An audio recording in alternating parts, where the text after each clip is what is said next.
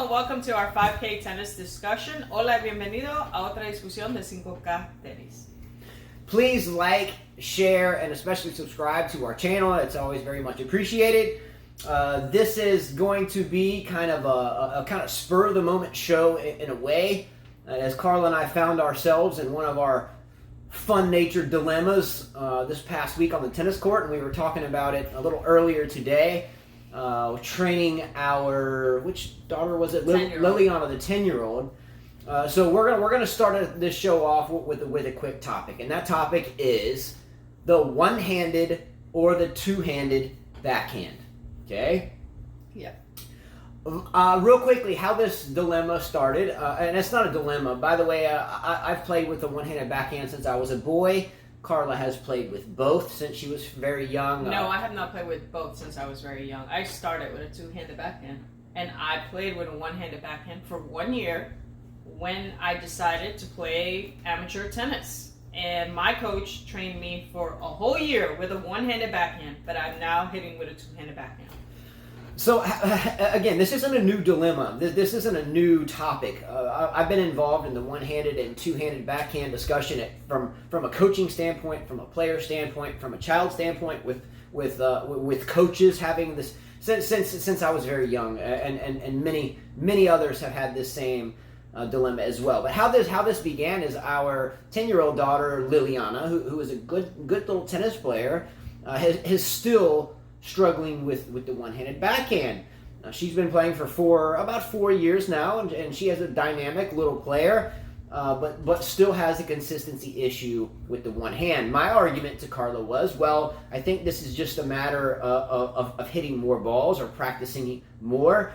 Granted, we teach a lot of other students, but we generally get our students or our own kids out there nearly daily. Right? Well, she hasn't been there daily. She's there, but a lot of times we cannot train her like we would like to because we are teaching others. But she's been on the court a lot, yeah. So let's look at number one. I'm gonna ask a question to Carla, and this is kind of just off the top of our heads. But Carla, why do you think it's more advantageous to hit a two-handed backhand than a one-handed backhand? Well, the reason I went back to it is I just feel more confident. I feel like I can put more power into the ball. I feel like if I'm in trouble, the high balls or even, I just feel more comfortable with it. I think it's just more comfortable. You can swing more freely. You don't have to worry about the technique being correct. Sometimes you can get away with the two-handed with the wrong technique. You can get away with a lot. It's more forgiving. The two-hander is forgiving on the shots. Well, there is a reason for this. There's a mechanical reason for this. Number one, the left hand, and again, this is just for me from a coaching standpoint. The left hand offers more stability, and it offers the ability, some would say, for more power. I disagree with the more power. I think the more power argument with the two-handed backhand is due to the lack of proper technique when hitting the one-handed backhand. Just saying. Well, that's what I'm saying. The technique has to be correct, and we see the pros hit it right, and it's very few pros we see using it, and a lot of it is the men. They're hitting with a lot of power, but then you have some that jump at the backhand, so they've changed it a bit. So I pull the racket down, and maybe you can see this or maybe not, but when we hit a one-handed backhand, generally the hand rests on top of the grip, maybe rotated a little bit forward. We call that an Eastern backhand. When we are hitting the ball with pace, and I don't like to say power because I think power comes with natural ability and natural technique, but when we hit the one-handed backhand, when we have one hand on the racket, the technique must be spot on, especially when hitting the topspin backhand. The contact point, the point of impact is really everything at this point in time. So with one hand, the margin of error for and having the right contact point is much lower. So the margin of error is very small. You don't have much margin of error at all with one hand to meet the ball at the proper point of impact when you just have the one hand on there. When you add the second hand, you generally have the ability to have a more stable racket and a more consistent point of impact. Okay, I understand that. That's the argument for two hands. Okay, more stability, more control, and more consistent point of impact across the board. Hence why the two-hander has been in the limelight for a long time now. When I was a boy, though, and I started playing this game in '79, born into it, I was rare that I ever saw a two-handed backhand, honestly. I mean, yes, two-handed backhand, men or women's game, right? But now we see almost a minority of one-handers, and why we got into this dilemma is here we are, we have our 10-year-old daughter that can hit maybe 5 out of 10 one-handed backhands where she wants them to go and into the court.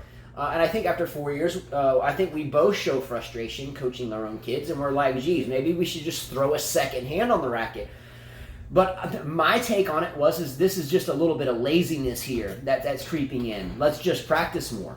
Right. Well, the two-hander is, I proved it yesterday. It's so much easier to hit. I put the two hands on her, she put her two hands on the racket and she was able to hit backhands like nothing. She's been hitting it for a long time.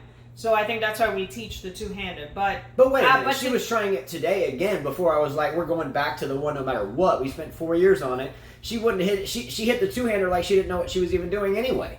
Yeah, but when I was feeding her balls yesterday, she hit it. I mean, I only let her hit 2 backhands today, two-handed backhands. But I told her, and I decided this morning, no, I'm not going to give up. I gave up on it because I just felt like I didn't have enough time. At 17 years old, and I'm trying to learn a new stroke. I'm sure I know how Sampras felt. It's something that you just don't feel confident with at a later age. But she's 10 years old, so I said, you know what?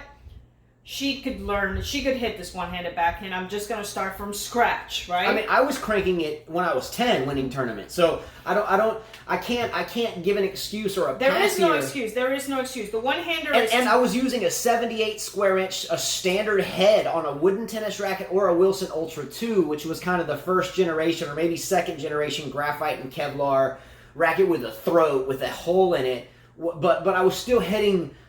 even with a 4.5 inch grip at that age back in the day. Sure. Gripping the backhand, no problem. If people could do it back then, obviously you could do it now. It just takes a lot more time. So I started from scratch and I said, no power. Let's understand how to get under the ball, put spin, and pronate your wrist. And it seemed to be working today. She seemed to be hitting it a lot better. And I said, that's how we're going to continue training. Because to see a girl hit a one-handed backhand is rare these days. You have players like Henin, Carlos Suarez Navarro. I think Mauresmo hit a one-handed backhand. She did. There's a few more of them out there. There's a few more out there. When you see a girl ripping a one-handed backhand, you're almost like, wow. All right, here's an advantage. There's an advantage, absolutely. Here's an advantage of the one-hander, though. She found out yesterday that she had to run a lot more with a two-handed instead of the one-hander. Reach. She had to really, really now move your feet and get there. Whereas a one-hander, you can just, save that extra... footwork. Let's look at a quick scenario and then we'll move forward. Let's say that every time you hit a one-handed backhand, right, you can take 1 or 2 less steps because you can reach out and make contact with the ball out here, right? With the two-hander, we're a little bit more constrained. We're a little bit tighter in. So we have to take 1 or 2 more steps. Number 1, to go get the ball, but number 2, then to recover to get back neutral again. So if we do that over a long period of time, over 2 out of 3 sets or 3 out of 5 sets, generally the person hitting the clean one-handed backhand has taken less steps and therefore less tired than the one that's striking the two-handed backhand. I get it. Not everybody will agree with the fact that I think that came out wrong. Not everyone can be a Novak Djokovic. Not everyone can be a Rafael Nadal. Hence why there's only those big 3, and one of the big 3 hits a one-hander. Yeah, but you save steps and therefore conserve energy. Sure, but there are disadvantages and advantages to both strokes. There is. With a one-handed backhand, the high balls, you have to slice them. You have to chip them, And if somebody serves to your backhand with a one-hander, is not, in my opinion, is not going to be as powerful as a two-handed backhand. Well, the beautiful thing here is if the ball gets high on you, especially receiving serve, no matter if you hit the one-hander or the two-hander, you can still revert to sliding the hand up the throat, I mean, you're not going to hit the. You're still going to slice the ball at that point. If it gets up above you, hypothetically, you could have lazy feet, or you were returning in the wrong position, or it was just too good from the server's perspective. But if the ball gets up here, you're not going to hit a two-handed backhand top spin with confidence up there anyway. You're going to slide the hand up, and you're going to slice it down anyway. I've done it many times. There's a reason why Nadal attacks Federer's backhand every time. I agree with that. There's a reason. You're not going to do it with a two-hander. You're just not going to do it,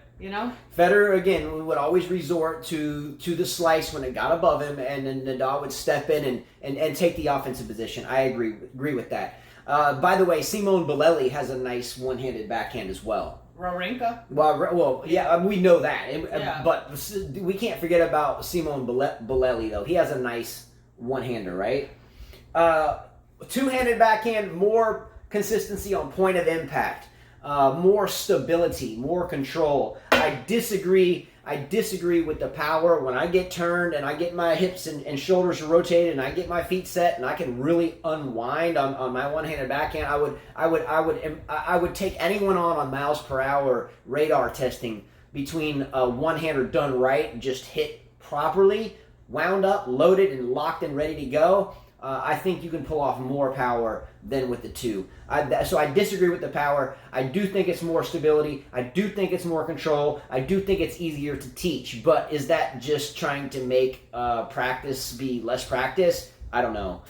Your thoughts on that?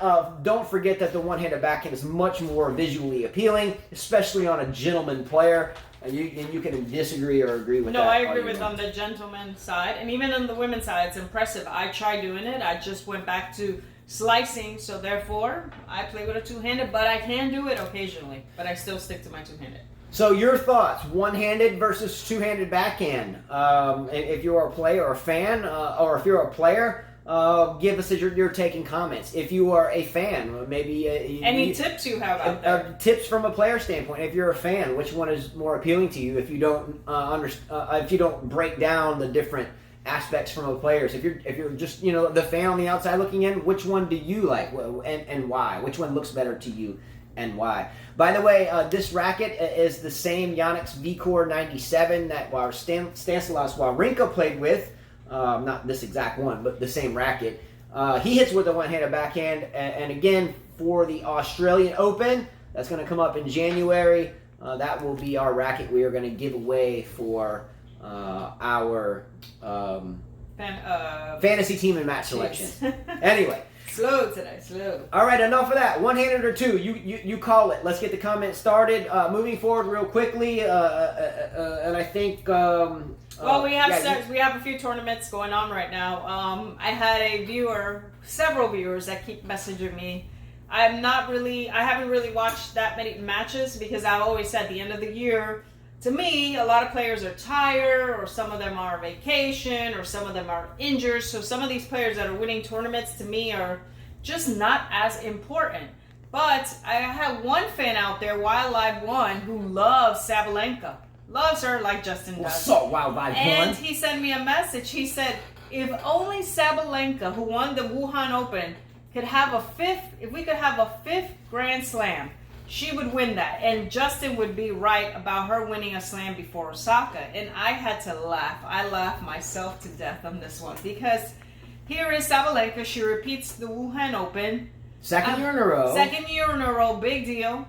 I mean, it's a tournament at the end of to me, big deal. So what? I mean, she hasn't won a Grand Slam.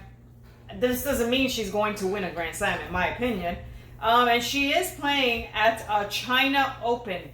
We have the Women's China Open. The first match I have to mention is Ostapenko defeating another one of Justin's favorite, Pliskova, Carolina Pliskova. I like Ostapenko too, though. And Ostapenko, he always said that Pliskova would win a Grand Slam, and I don't think she'll win one ever, especially at the age of 28, and time is ticking, and she just can't seem to find that rhythm, of winning constantly. Ostapenko beats her, and she had 25 double faults in the match. They went to 3 sets, 7-5, 3-6, 7-5, and Pliskova yet found a way to lose to someone that served 25 double faults, which is rough for anyone in a match. There are 3 players that I've supported staunchly for a long time. and a lot of you, and especially Carla, we have talked tennis long before this. Number one, there's no particular order, but number one is Helena Ostapenko. She won the French Open at 17, as we all know, and kind of, that was her peak. And then, oh my goodness, we haven't seen much of her moving forward in a while. Well, just after that, I think she made a U.S. Open semifinal, whatever. But I have selected Ostapenko on my fantasy teams since long before this show, and I've never wavered from that. Good for Ostapenko. I do like Pliskova. Pliskova, I think, just needs a little bit of energy during some key moments on the court when she needs to fire herself up to keep driving, and she just, tends to stay so monotone, but I still like Pliskova a lot. So either way, I'm sorry I missed that match, but nonetheless, good for Ostapenko. I've always supported Grigor Dimitrov, and what happened? He made, a semifinal here this past U.S. Open? Okay. Also, I've always supported Andrea Petkovic. Don't laugh, but I have. No, I like her. For some reason, these players... There's nothing wrong with those players. They're out there on the tour. Yeah, they're out there. But for you to say, oh, this person's going to win a Grand Slam. Okay. This person's going to win a Grand Slam before that person. So, let me push that forward then. So here we are at Aryna Sabalenka, the young girl from Belarus that I have been scolded and laughed at by everyone except Wildlife One out there since long before this show started. I always knew that the relationship between Sabalenka and her coach, which seems to me, I know neither one obviously, but it just seems like every time I saw the two together, it seemed more like a bad relationship. Like if you have a girlfriend and you don't trust them, and I'm locked. I got a wife and 5 kids. I'm thinking back to college or something. You're like with a girl, you don't trust her, or vice versa, which that wasn't me. Cause trust me, I'm like sliced bread. I'm totally sluts. That's how I get down. You don't have to worry about that. So it was my way going backwards.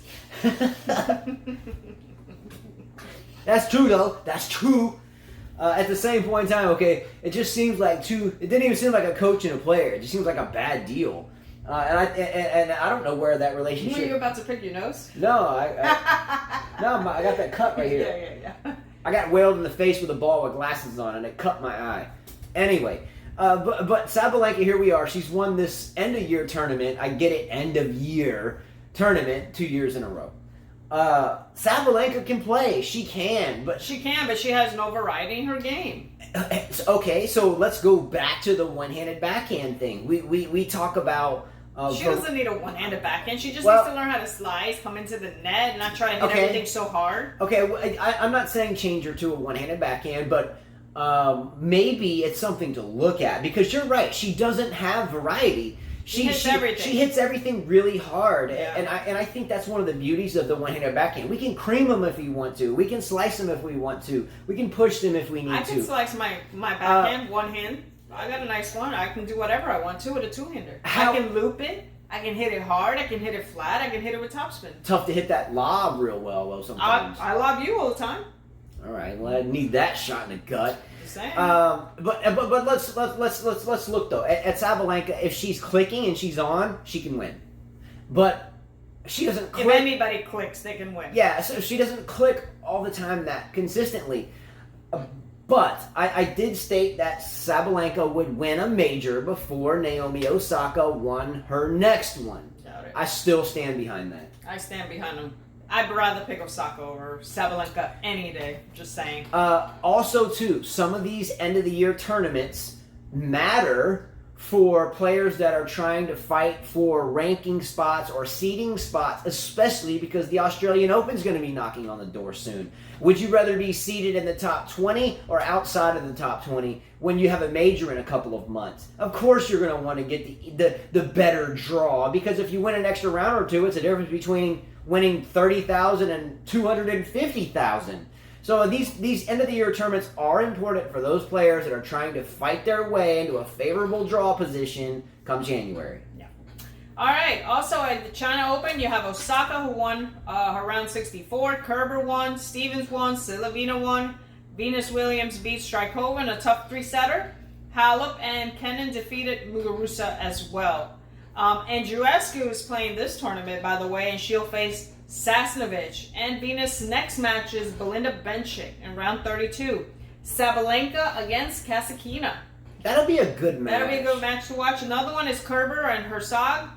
That'll be a good match. And or Hercog, whatever. I don't remember how to say The it. muscle girl. What's going down, Paulina Herzog? Let's go. Osaka against your other favorite, Pekovic. I like Pekovic. And Pekovic could win that match simply because for Osaka, she's not going to drop out of the top 20 by January. I'm not saying that she's going to just give it up. No, but I think Osaka needs a lot of confidence right now. So for her to win matches is very important, especially with no coach right now. Also in the men's play China Open, 2 Zverev, 3 Tsitsipas. Interesting match. Monfils against Isner, round 32. Murray against Berrettini, the number 8 seed in this tournament. Lajovic against Tsitsipas, which is a good match.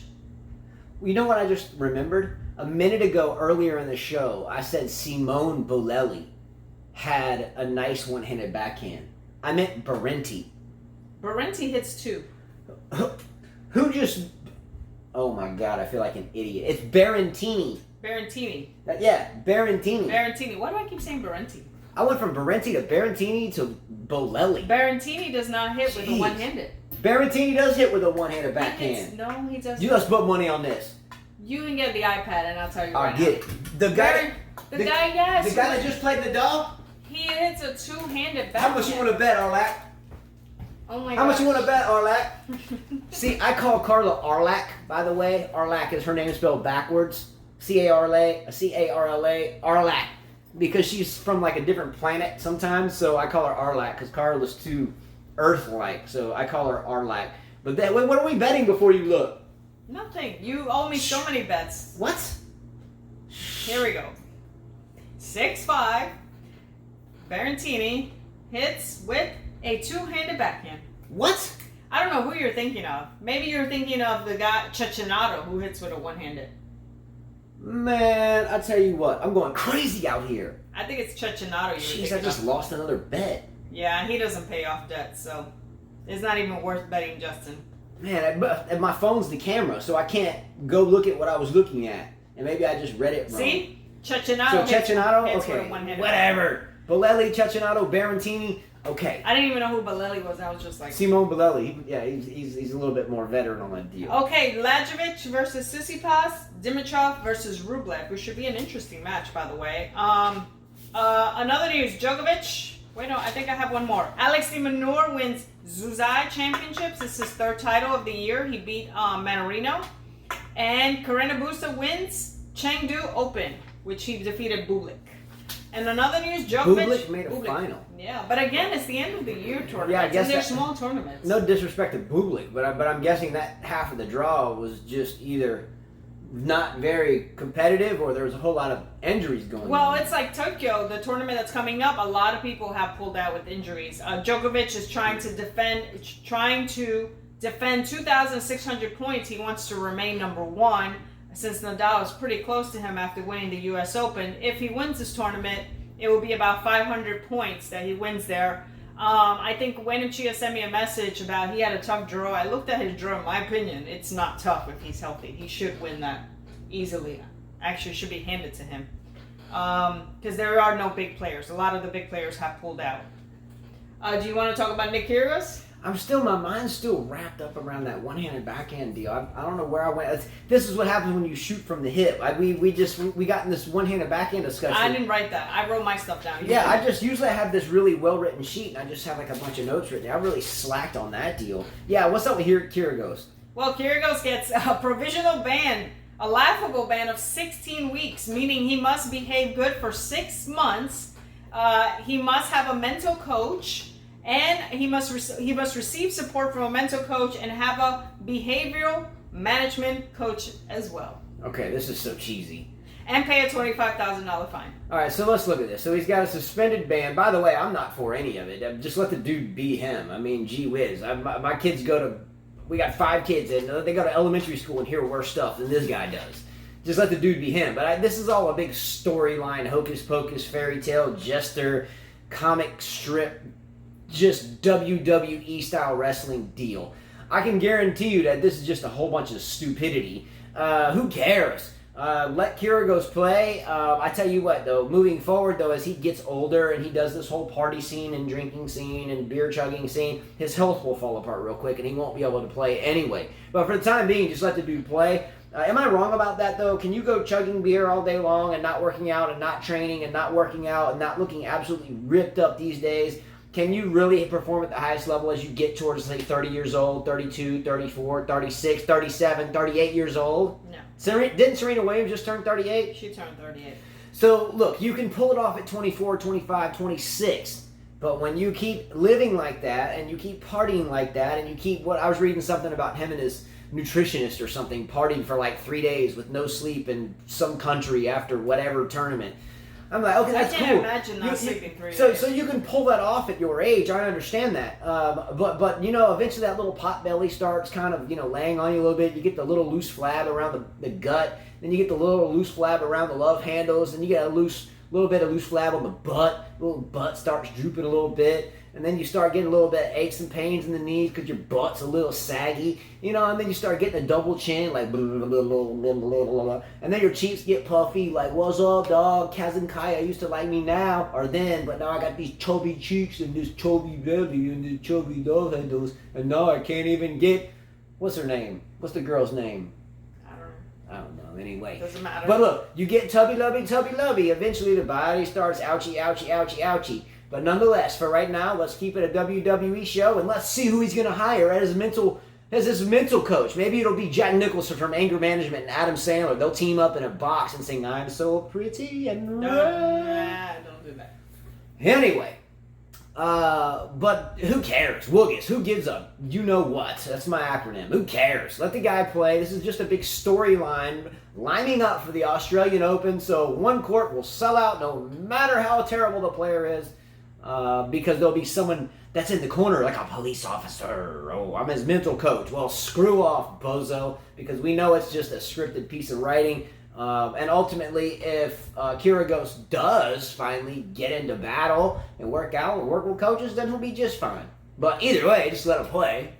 It's just fodder for the masses of fools. But I still like the guy. But it's pretty stupid. Who gives a bleep? We'll see what happens in Australia. I hope he plays well. Okay. Anyway. That's it? That's it. Alright, well I didn't have anything after that. So that's it. So everyone, sorry for this lack of organization here and my absolutely preposterous thought that the guy that played Nadal, and wasn't it a final? Who did Nadal play? Semi-final. Berrettini. Why did I think he hit a one-handed backhand? No clue. Spaced on that deal. It's Anyway. called the sun. Yeah, the sun cooked my brain cells. I only had 4 left, and I'm down to 1 now. I'm just kidding. Well, maybe not after that. Anyway, take care. We'll see you soon. Carla, do we plan on doing the Shanghai tournament? Yes, we are. We're going to do Shanghai. Yeah, I think it starts October 5th. Maybe we'll come up with a weird racket giveaway. I don't know. No one's going to guess the finals anyway, so we might as well maybe do one. Maybe we'll tease that out there. Racket giveaway for Shanghai? Maybe so, maybe not. If you saw it this far, now you know. Number 2, Hitchhiker. Another shout out to him. But Hitchhiker... It's October 5th. Shanghai starts October 5th. Let's say a Hitchhiker out there who states that these algorithms pick up when you announce when you're going to do your next show. So people will tune in, and then maybe that helps you out instead of just searching for it randomly or just popping up. So today is what, Carla? October 5th would be Saturday. What day is today? Today's Sunday, the 29th. All right. Well, see, this 29th. We can't figure it out right now. See, it's the 29th, so it's Saturday. We would have to do a Saturday because Sunday's a busy day for us. So next Saturday? Next Saturday. So today's Sunday, so next Saturday. Yes. Which is what? October the 5th. Next Saturday, October the 5th. Can we say a time? No. Oh, see what I'm saying? We cannot because we work. Next Saturday, October 5th, we're going to do a pre-Shanghai discussion, and we're going to announce a tennis racket giveaway for this YTEX racket. Right? Anyway. Really? For that? Yeah, but we'll make them guess the finals and the winners for that tournament. Who can guess that there? It's going to be Djokovic playing. But we'll figure it out. He's making fun of you. There's no way. But look, it doesn't matter if Djokovic, Nadal, and Federer aren't going to play Shanghai. Not all 3 of them. And if so, I can promise you, it's not going to be a shoo-in that all of them meet in the final. And then on the women's side, who in their right mind could guess that? The women play Shanghai too? I think so. If not, we'll put one on par. I think they play it both, right? Anyway, we're gonna make something happen for Shanghai. We'll make it. If it's just men, it's just men. We'll figure something out. It's just men. And last year's champion is Novak Djokovic, which we know he's trying to defend those points. You know all these fans are going to pick Djokovic. Okay, well, maybe we'll do something like you have to pick the exact semifinal and final, or 3 of the 4 semifinalists, the finalists, and the winner, or something. I mean, geez, it's got to be at least somewhat tough when you give away a $250 tennis racket. Well, that means that we need to do a show before Saturday because they need to have their picks in. Okay, see, this is the whole deal. That you can't do that. All right, anyway, we'll figure it out. Thanks so much. Please subscribe to our channel. It means a lot. It really does. So thanks so much for watching, and we'll see you guys next time. Adios. See ya.